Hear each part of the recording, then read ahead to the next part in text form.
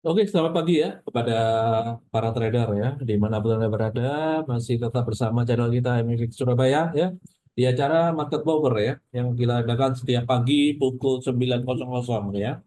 Jadi tentunya kita adakan untuk memberikan referensi ya, bagaimana pergerakan market dari analisa-analisa teknikal dan juga analisa fundamental ya. Oke, kita awali di commodity gold ya, ini berita apa saja yang menjadi penggerak ya untuk hari ini ya. Kemarin setelah mengalami ATH terbaru ya untuk komoditi gold ya, ini akhirnya tadi pagi ini berbalik turun ya.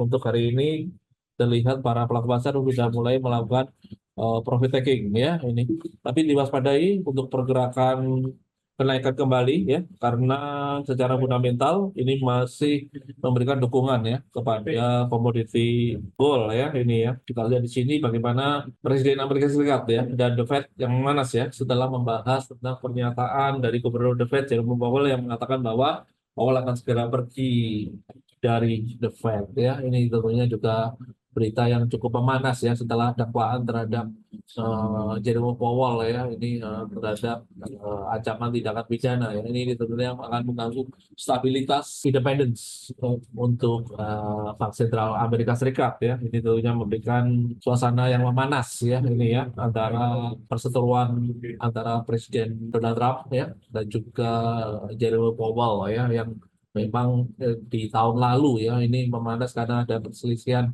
tentang pemangkasan suku bunga ya. Jadi apakah di tahun 2026 akan berlanjut, ini tentunya kita akan ikuti ya. Kemudian juga adanya bagaimana The Fed masih menahan suku bunga ya. Ini yang tentunya juga akan menjadi penggerak juga saat ini ya. Diwaspadai untuk pergerakan-pergerakan hari ini ya.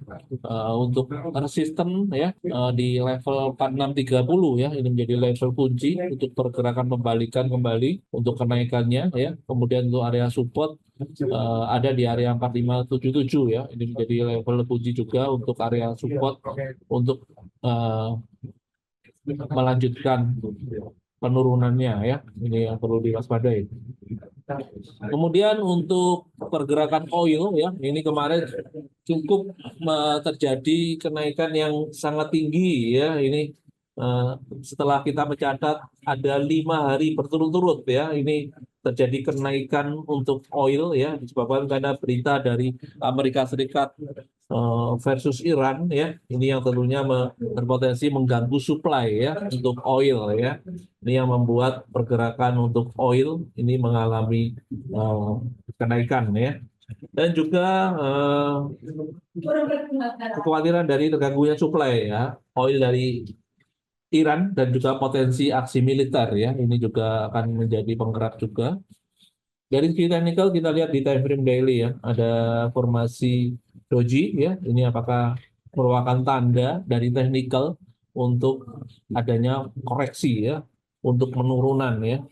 Target penurunan hari ini di level 59.16 ya. Ini menjadi level kunci untuk pergerakan penurunan di area support ya hari ini. Kemudian untuk mata uang euro ya, kemarin sempat terkoreksi naik ya ini naik tipis ya ini karena dolar Amerika Serikat tertekan karena memanasnya tentang kekhawatiran independence di The Fed ya dengan tensi Presiden Amerika Serikat dari The Fed yang memanas ya ini yang memberikan tekanan terhadap dolar Amerika Serikat ya. Potensi untuk kenaikan masih berpeluang untuk saat ini ya diwaspadai untuk area support hari ini di mata uang euro di 1.1618 ini menjadi level kunci untuk pergerakan penurunan pembalikan ya. Kemudian untuk kenaikannya ada di level target 1.1698 ya. Ini menjadi level target resisten ya untuk kenaikannya. Kemudian kita lihat untuk pound sterling ya. Ini kita lihat untuk pergerakan pound sterling ya. Pergerakan untuk pound sterling juga sempat mengalami kenaikan ya, walaupun tertahan di garis EMA 20 sebagai level resisten di time frame daily ya. Untuk level hari ini ya diwaspadai untuk area support ya di 1.3422 ya. Ini menjadi level kunci untuk pergerakan kenaikan lanjutan ya dengan target ya jadi breakout di garis EMA 20 di 1.3459 ya untuk tren kenaikan di hari ini untuk pound sterling ya. Kemudian untuk dolar yen ya, ini kita lihat di sini sempat akhirnya terkoreksi turun ya setelah mengalami kenaikan yang cukup tajam ya setelah mendapatkan sentimen positif untuk pergerakan dari pejabat Jepang ya yang memberikan peringatan potensi intervensi ya pada pasar valuta asing ya. Oke, untuk level kunci hari ini ya, area support di 158,08 ya. Selama masih di area atas tersebut ya, ini ada potensi untuk kembali mengalami kenaikan lanjutan ya dengan target di area 156,35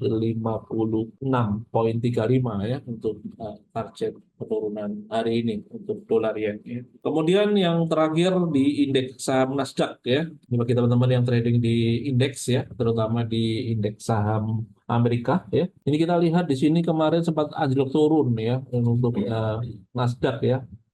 Bahkan ditutup di bawah garis EMA 20 ya, yang tentunya mengonfirmasi adanya tren pembalikan penurunan untuk Nasdaq ya. Ini sebenarnya berasal dari data aktual PPI Amerika Serikat yang ternyata berada di atas forecast ya dan juga semakin menguatkan ekspektasi pasar ya. Bahkan The Fed akan mempertahankan suku bunga ya.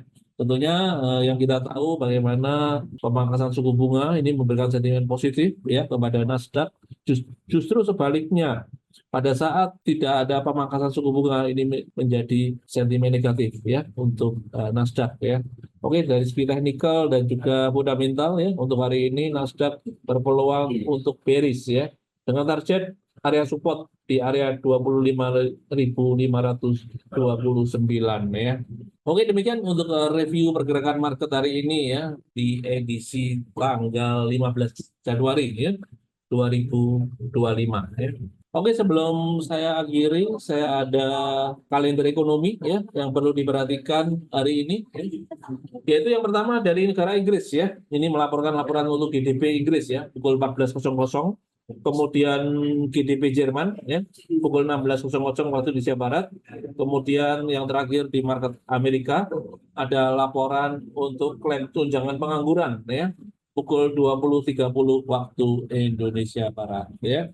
Oke, demikian untuk review pergerakan market hari ini ya. Nantikan terus, stay tune terus di channel kita setiap pagi pukul 9.00 waktu Indonesia Barat hanya ada di MFX Surabaya. Oke, semoga sukses untuk tradingnya dan saya ucapkan selamat pagi.